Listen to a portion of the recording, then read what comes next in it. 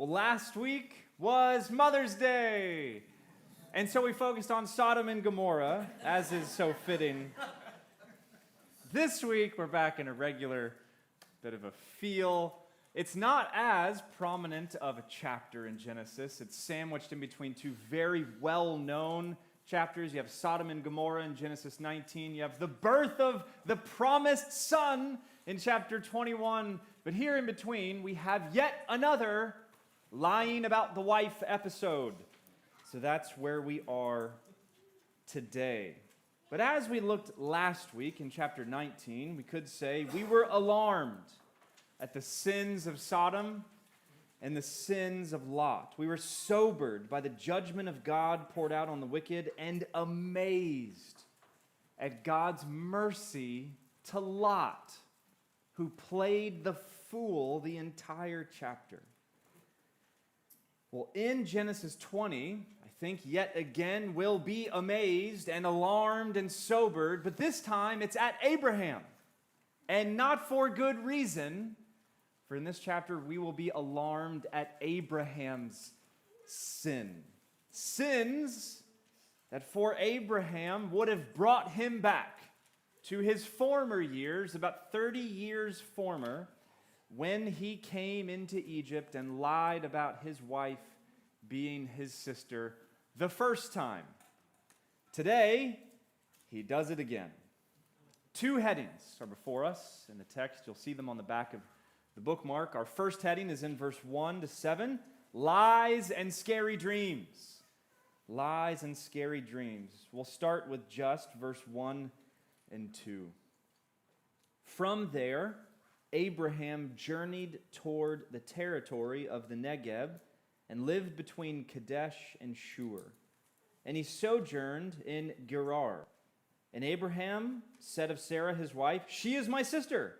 And Abimelech, king of Gerar, sent and took Sarah. So in verse 1, Abraham is on the move. He's heading out of Mamre, remember where he was in the whole context of chapters 18 and 19, and now he's arrived in and traveling around Gerar.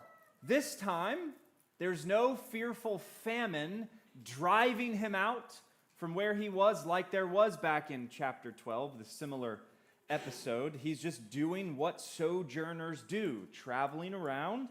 So while verse 1 shows him heading out and off and traveling around this new region called Gerar, verse 2 gives us a kind of abrupt stop. Seemingly out of nowhere, as soon as verse 2 begins, we find ourselves in the middle of a conversation. A conversation between Abraham and a king named Abimelech. Abimelech, you should know, is a Canaanite name, meaning my father is king.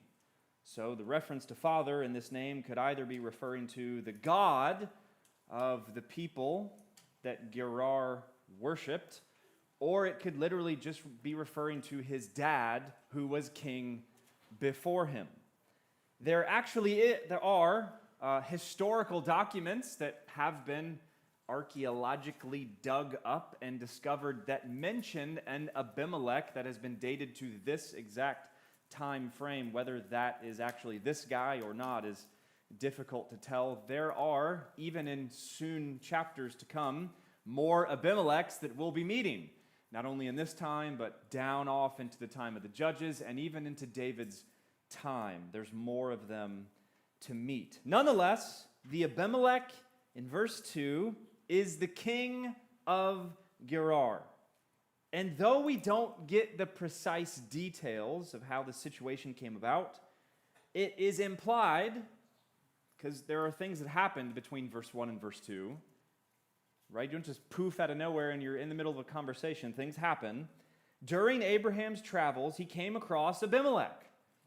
Perhaps they entered into the region of Gerar itself, got into the city.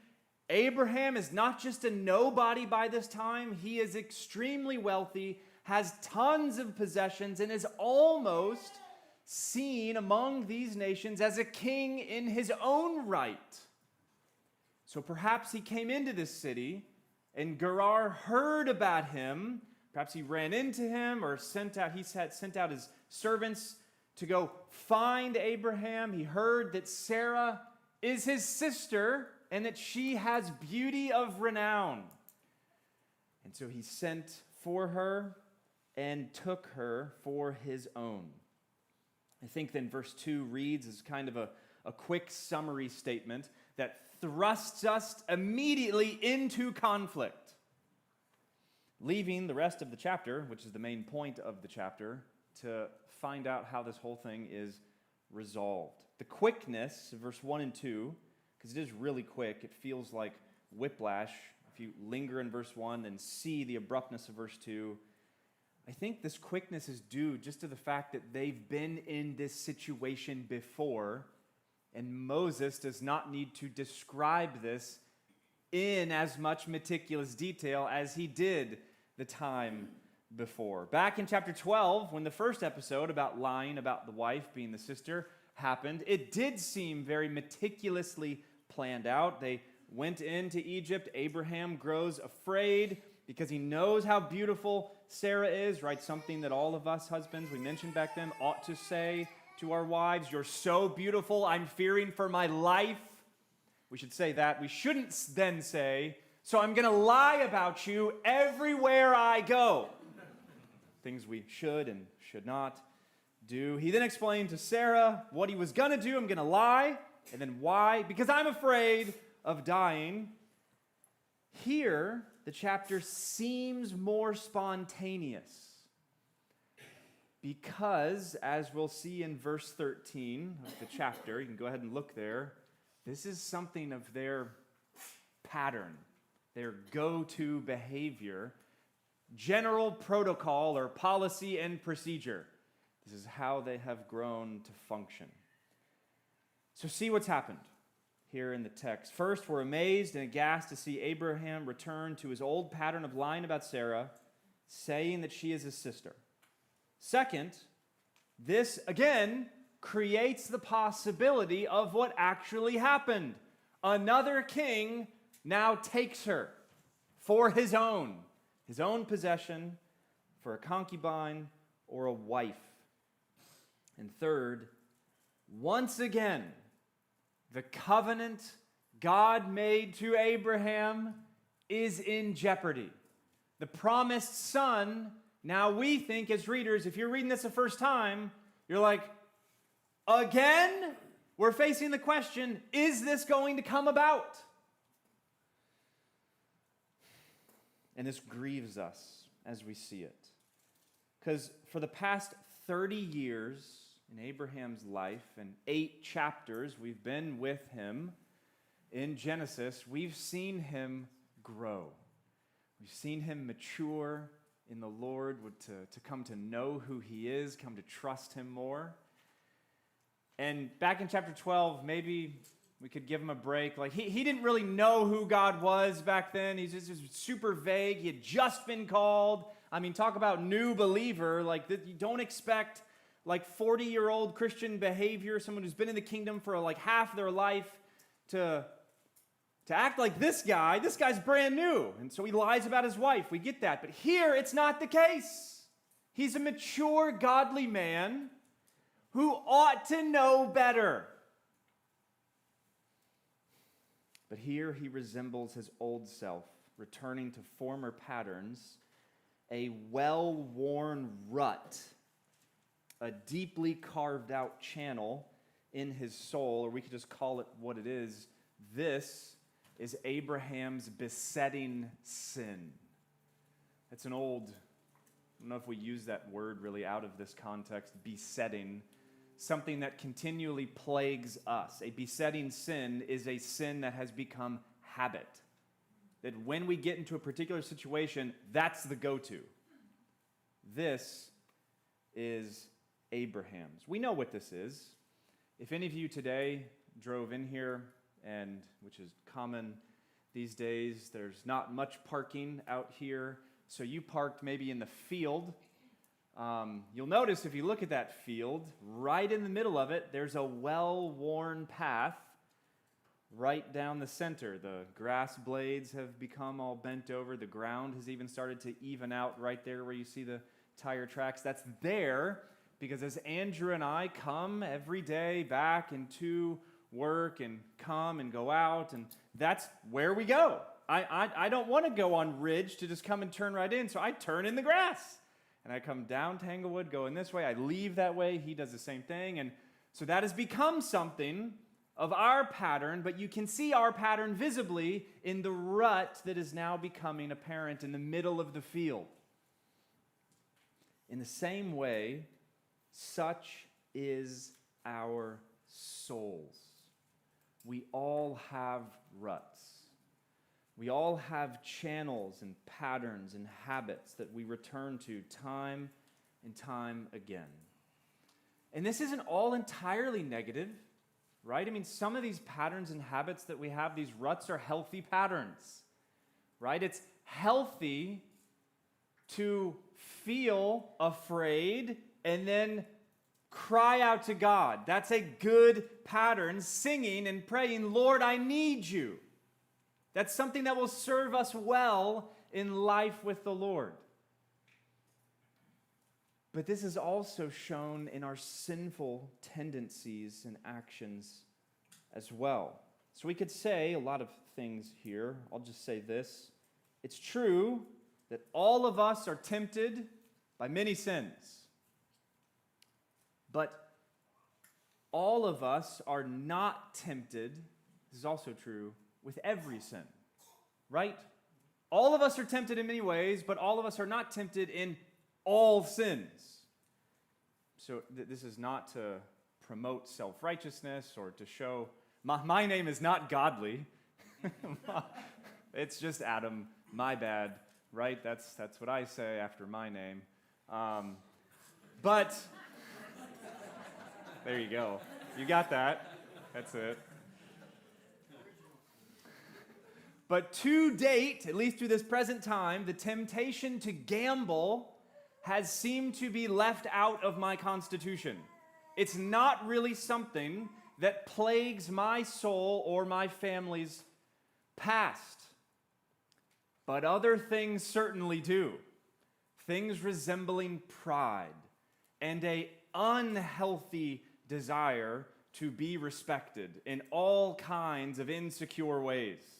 Anyone who's known me for long enough knows that's something of my go-to, something of my well-worn rut. So what is it for you? What is your rut? What is your channel that when you feel tempted, when you feel afraid, when you feel pressured, when the blood pressure starts to rise and you feel like you can't even get a full breath, like what is your go-to for release?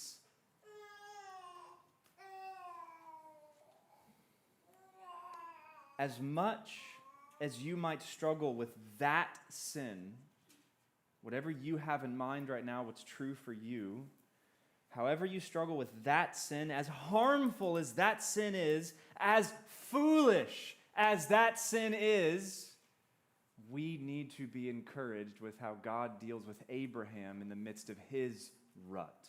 So pay attention to how God responds to the patriarch here.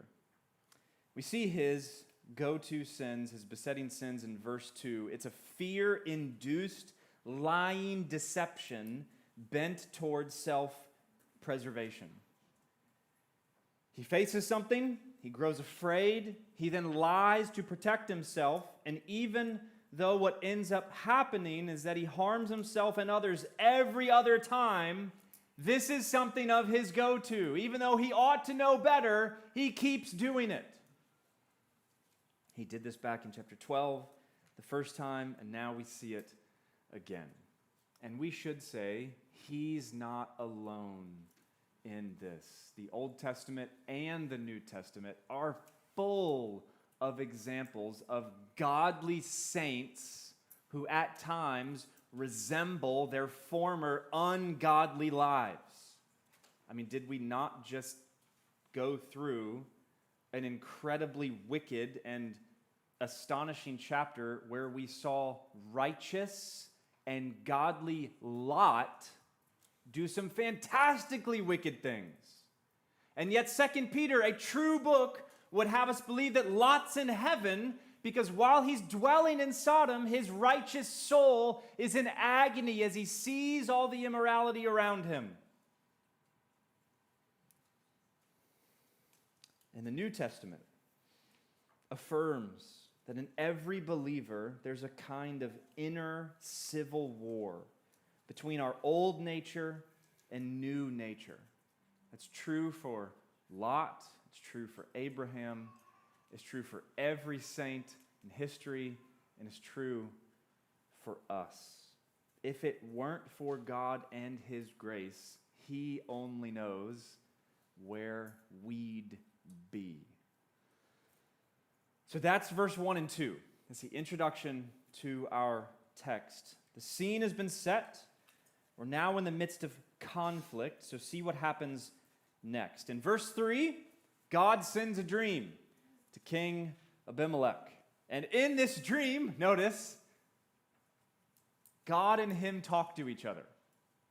What a dream. See it for yourself, verse 3 to 7. But God came to Abimelech in a dream by night and said to him, "Behold, you are a dead man, because the woman you have taken, for she is a man's wife." Now Abimelech had not approached her. So he said, "Lord, will you kill an innocent people? Did he not himself say to me, 'She is my sister'? And she herself said, 'He is my brother.' In the integrity of my heart and the innocence of my hands, I have done this." Then God said to him in the dream, "Yes, I know that you have done this in the integrity of your heart, and it was I who kept you from sinning against me. Therefore, I did not let you touch her. Now then, return the man's wife, for he is a prophet." It's the first time that word's used in the Bible in these 20 chapters. "So that he will pray for you, and you shall live. But if you do not return her, know that you shall surely die, you and all who are yours." So I'm sure that you've known some people that have said this. I've known far too many people, I think, that have said this, that have claimed to have some kind of dream or vision from God. You know what I've never heard? Somebody claim to have this kind of dream, where God comes to you at night, "You're a dead man!" And then you talk with God about this, and you tell him that he's wrong. None of you have claimed to ever have a dream like this. Can you imagine that? You just, you're in REM, and you were going, you were out, and then God himself appears and says, "You're going to die." I don't know of anything perhaps more startling than that moment. Of course, God doesn't just say this. He gives the reason why Abimelech is going to die. It's because he's taken Sarah, who's the wife of Abraham. This then prompts Abimelech to defend himself in verse 4 and 5, where he claims innocence. He fully admits that both Abraham and Sarah said this to him. "She's my sister, he's my brother. I did not know better. I'm innocent. I've done this in the integrity of my heart." And then, almost in an Abraham-like way, pleading for Sodom, Abimelech here says, "Lord, will you kill innocent people? That's me. Why would you kill me?" Well, God responds in verse 6 to 7, acknowledging this to be true, that Abimelech did do this in his innocence. Even so, God doesn't hear that and say, "I'm not guilty. Okay, it's fine. You can keep her. I know you didn't understand. It's all good. We'll just move on from here." He says, "You're going to die unless you give this woman back, for she is this prophet's wife, and you need to ask that prophet to pray for you." But lest you think Abimelech is more upright than he was, do you notice that small detail that God put into the end of verse 6 for us to see? "It was I who kept you from sinning against not her, not Abraham, me. Me, God says. Two things are taught in this phrase, I think at least. First, it shows us who Abimelech is. That this phrase exists in verse 6, it was I who kept you from sinning against me, shows us that unless God did this, Abimelech would have sinned against God by sleeping with Sarah. But second, it shows us who God is. As their God, he stops Abimelech from taking Sarah in this way, and by so doing, ensures that no immorality will occur, which means the promise is not going to be in jeopardy. Because if Sarah does become pregnant, there's not going to be a question about who's the dad. There's not going to be a Jerry Springer episode about who's the dad. In other words, if Sarah got pregnant by Abimelech and had a son, while also having received the promise that Abraham will have a son, we would be left guessing. But God stopped sin from happening to ensure that the covenant remained intact. This is God being God to his people, protecting them, defending them from something that Abraham just was not even on his radar. If it was, it's in the very deep recesses of his mind. He's so blinded by fear in this moment once again. So I say again, applying this to us, as much as you might struggle with your besetting sins, your ruts and habits, as harmful as they are to you, as harmful as they are to others, as foolish as they are, God always protects and defends his people. And sometimes that protection and defense looks like protecting and defending us from us. That's the first heading. Let's see where this goes in verse 8 to 18. I'll read the whole thing right here. The next heading, humiliation and healing. So Abimelech, verse 8, rose early in the morning and called all his servants and told them all these things. I had a dream! Not that speech. But after they heard this one, notice, and the men were very much afraid. Then Abimelech called Abraham and said to him, what have you done to us?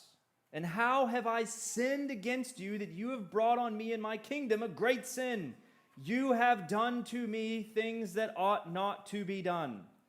And Abimelech said to Abraham, what did you see or learn that you did this thing?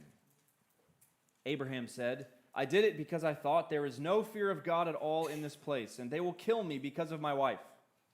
Besides, she is indeed my sister, the daughter of my father, though not the daughter of my mother. And she became my wife. And when God caused me to wander from my father's house, I said to her, to Sarah, this is the kindness, keyword, that you must do me. At every place to which we come, say of me, he is my brother. Then Abimelech took sheep and oxen and male servants and female servants and gave them to Abraham and returned Sarah his wife to him. And Abimelech said, behold, my land is before you. Dwell where it pleases you. To Sarah, Abimelech said, behold, I have given your brother, a little punchy comment right there, I have given your brother 1,000 pieces of silver. It's a sign of your innocence in the eyes of all who are with you, and before everyone you are vindicated. Then Abraham prayed to God, and God healed Abimelech and also healed his wife and female slaves so that they bore children, for the Lord had closed all the wombs of the house of Abimelech because of Sarah, Abraham's wife. So right away in verse 8, back to the I have a dream moment, we see Abimelech sharing the conversation he and God had at night. And the result is that they were all very afraid, greatly afraid. Sure, they don't quite, right? These are pagans. They don't quite know who God is. They probably just think this is one of many gods. This is Abraham's God. We have ours. This is the one that appeared to me. And it seemed pretty scary and alarming. And so the right result is fear. So they might not know much about God, but they respond correctly by being afraid. For the fear of the Lord is the beginning of wisdom. I think we perhaps go too quick to say that doesn't mean scary. If God were to stand before us this day, not one of us would be on our feet. We would be, in a sense, terrified until we realized what was going on, realized who this was and what God had done himself to bring us back into right relationship with him. Well, in his fear, Abimelech goes out, much like Pharaoh did back at the end of chapter 12. He went searching for Abraham to find him and to ask him questions and to find out why he did what he did. Question 1, after he finds him, is in verse 9. What have you done to us? How have I sinned against you, that you have brought on me and my kingdom a great sin? You have done to me things that ought not to be done. Question 2 is in verse 10. What did you see? That word could also mean learn. That you did this thing. Both questions are understandable, certainly. We would ask similar things. They're aiming at finding out the reason behind the action. Why did Abraham do what he did? So on one hand, Abimelech wants to know what he and his people had done to Abraham to deserve such poor treatment. But on the other hand, Abimelech desires to know what Abraham saw in these people of Gerar or learned about them that prompted him to act in such a manner. Well, beginning in verse 11, Abraham doesn't answer the questions. He gives excuses. We're in the middle of, we're parents. We're always parenting. I was going to say we're in the middle of parenting. This doesn't stop. Parenting never stops, even when your kids are older. It just looks different. Well, we're at the age now, and preteen has come and gone. We're full-blown almost there. He's not even in the numbers yet, but Jack's there, and we're starting to learn about what manhood is like and what responsibility looks like, and sometimes it's not, it's just not quite getting in. But we found something really helps. We're like, men don't make excuses. They own what they've done wrong, and they apologize. Abraham doesn't do this. He's full of excuses when Abimelech comes to him. Beginning in verse 11, we see the first excuse. It's all about fear. He says he acted like this because he believed there was no fear of God in Gerar. And he also says that he was fearing for his life in Gerar because of Sarah. No fear of God in this place. I'm afraid in this place because of Sarah. Excuse 1 is all about fear. And if Genesis has taught us anything, it's taught us so far that when we grow fearful, we don't usually make wise choices. We make very foolish choices. And from what we've seen so far of Abimelech and the people of Gerar, Abraham's wrong. Sure, they don't really know God or have any real content to who God is like Abraham does and like his covenant people do at this point. But when the dream came and the king told his servants, they all greatly feared and actually brought Sarah back. Abraham has clearly misread the situation. In fear, he's blinded by what's right in front of him. His second excuse is then a half-truth. Abraham freely admits, well, she is my sister. That raises questions. We're in Genesis, remember. That's my answer to those questions. This is not right now. This is my sister, the daughter of my father, by a different woman than my mother. Sounds like Jerry Springer a little bit, doesn't it? This is my half-sister, I believe, at that point. This is true, but it's not the whole truth. It's a half-truth. She was also his wife, and that conveniently was the thing he didn't tell Abimelech. So he gave a half-truth in order to hide the whole truth. It's verse 12, which still makes this lying. That's excuse number 2. Number 3, in verse 13, it seems as if he's blaming God for this whole situation. God made me a wanderer.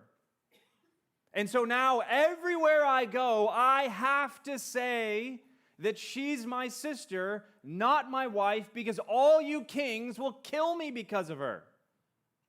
God did this to me, the God that appeared to you. And even in this third excuse, notice he calls their kind of general policy kindness.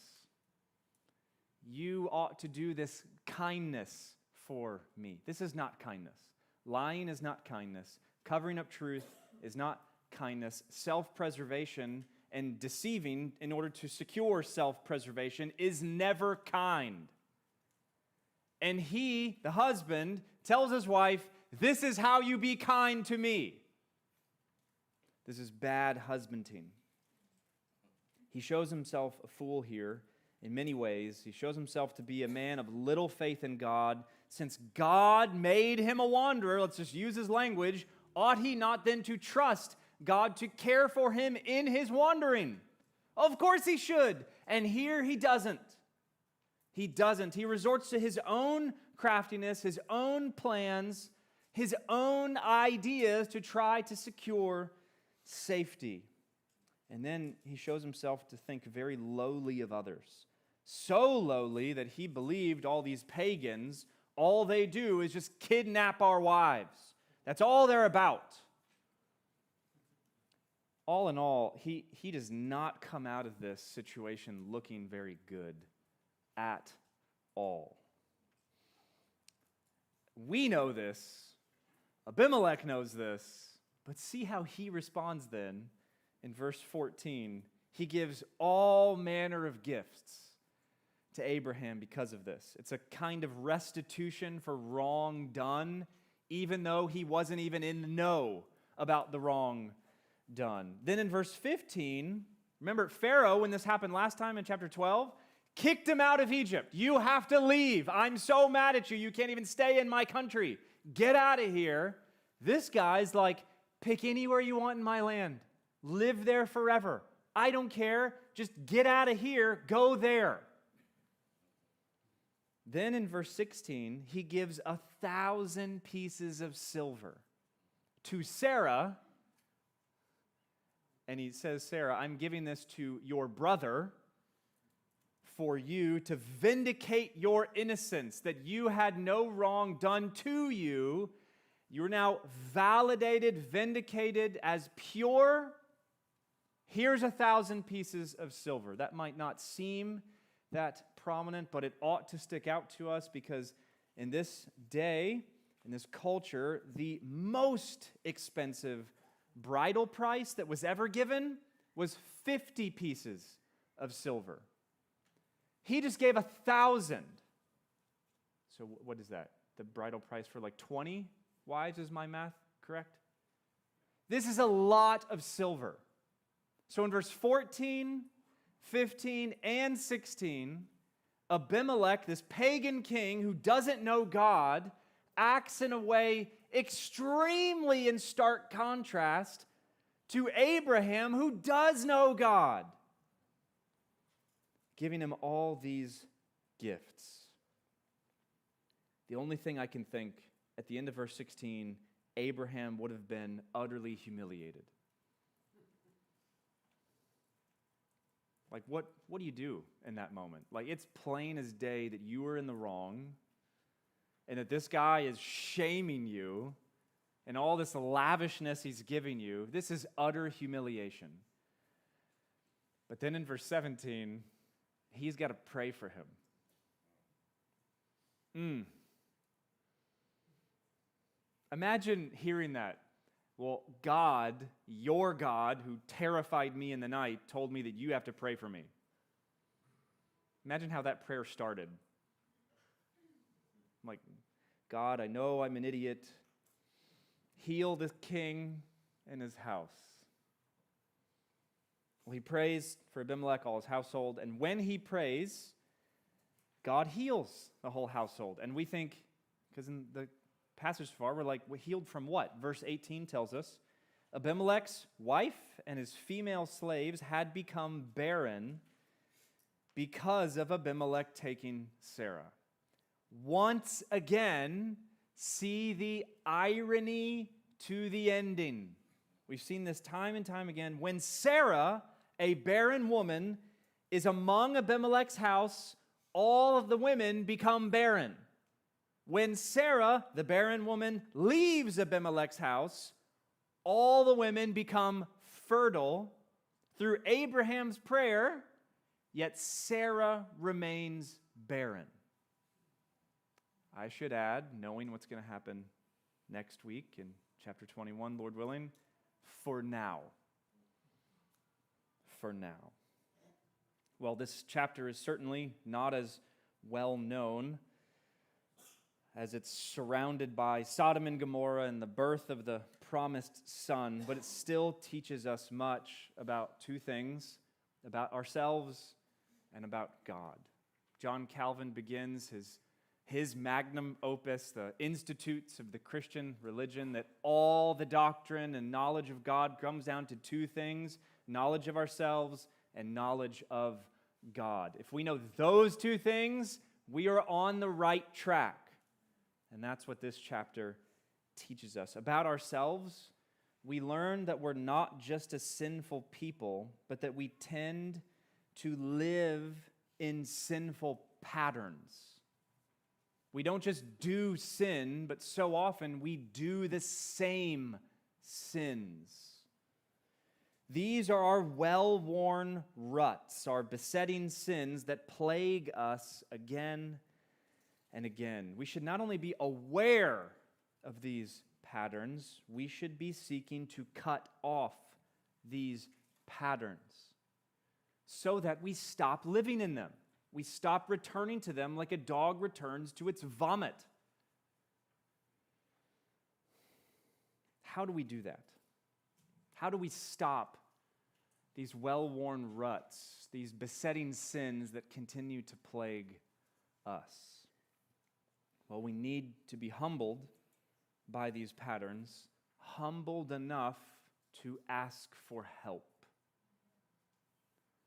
They're repetitive, probably because we've not done that, and we're trying to do this on our own.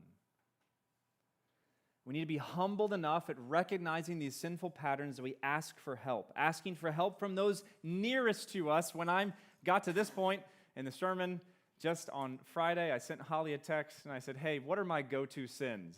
And I hovered over the send button, and I went, send. And I was just like, oh, man. And she called it exactly what I told you. She said, pride and respect. And I was like, there you go. But after asking, it's not only good to just ask someone, we need to be ready to hear their answer. We, in our sinful patterns, do not know ourselves rightly. We always think we're the hero and other people are the bad guys. And other people are like, it's not always true. You're kind of the bad guy a lot of the times. But of course, we don't stop here. We don't just ask others and hear what they have to say and seek their help in trying to move past these things. We ask God for help in recognizing our sinful tendencies and sinful habits and ruts and patterns. He's the only one that can dam up these channels. He's the only one that can cut them off, that can intervene and stop the repetition. He's the only one that can do this. And so we must live out the song we just sang. Lord, I need you. Every hour I need you. Did anyone think that moment? Like every millisecond? That should be but with the cadence and pace of the song, right? We can't sing millisecond. It sounds better with hour. But it's true. So my question to you, knowing that God is able to fill these ruts, have you ever asked Him to do this for you? You have patterns. I know you do. You know I have them. We've been together now almost 10 years. We know our patterns. Have you asked God to fill these things? To dam them up? To pour in the concrete and make it all level ground in your soul? If not, do so. And ask Him to give you eyes to see Him answering this. We learn this about ourselves. But we also learn about God. We learn about His mercy. That despite us, despite our repeated folly and our horrible choices, God still uses us, still blesses us, and often still blesses others through us. So, church, we need to hear it. It's at the bottom in your footnotes of the Gospel Transformation Study Bible, right there. It's a very short passage for this chapter. It says on the bottom, God's purposes for His church are not tethered to their performance. Praise God for that. Because if they were, the church would have long ago extinguished. The book of Acts would have ended at chapter 1. And yet it continues because God still builds His church. This is so freeing. God is great in His mercy over us. That's evident in Abraham's life here. It's evident in our life still, that despite us, God still uses and blesses us immensely. There's actually only one person in history where this was not true. The Lord Jesus. God never used Him despite Him. Because though tempted in every single way as we are, He was without sin. And so because of this, Christ, our shepherd, our captain, our elder brother, the book of Hebrews calls Him, our Savior, God our Savior, Titus calls Him, Paul to Titus. We ought to therefore look to Him for help in our besetting sins. Tempted as we are, yet without sin, He paid for all our sin on the cross, canceling them of all our guilt and their power that used to hold over us. There's an old hymn that has like 57 literally stanzas to it. We only sing like 5 or 6. Oh, for 1,000 tongues. It's a great hymn, but in it, it says, God saves me from the power of canceled sin. That one lyric ought to stand out to us. The only sin that still plagues us, that still besets us, is a sin that has been canceled at the cross. If we get that, we'll not view sin as this big roaring tiger in front of us waiting to devour us. We'll see it like a 2-year-old in front of us with a super soaker. That's all it can do to us. Its power has been canceled at the cross. Look to Christ in your besetting sins, and sins will lose their power. Again and again and again. Only by looking to Christ will we grow in Christ. Pray with me.